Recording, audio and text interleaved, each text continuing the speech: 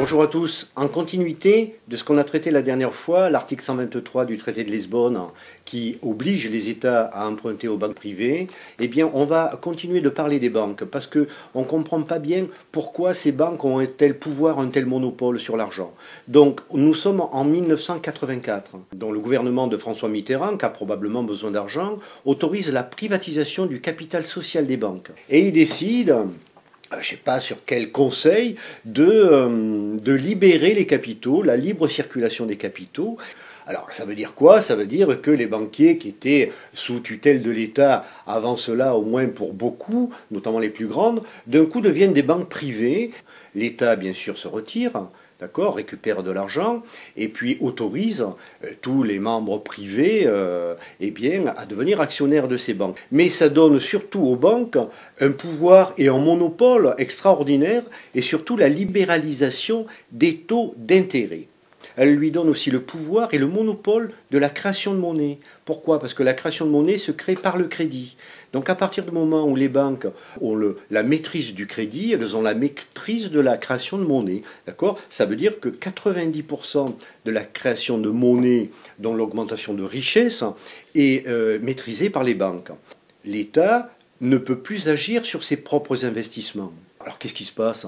Eh bien une banque, elle peut très bien investir aux États-Unis, en Allemagne ou ailleurs pour faire du profit, pour faire son propre profit, et peut-être qu'elle n'est pas trop soucieuse des industries, ce qu'a besoin le peuple pour travailler et pour gagner sa vie. Sans ça, Renault ne produirait pas 80% de sa production hors de France.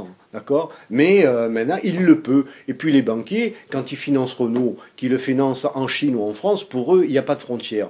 Donc c'est un monopole qui met la France à genoux, qui met les Français à genoux. Et ça, c'est 1984, la libéralisation des capitaux.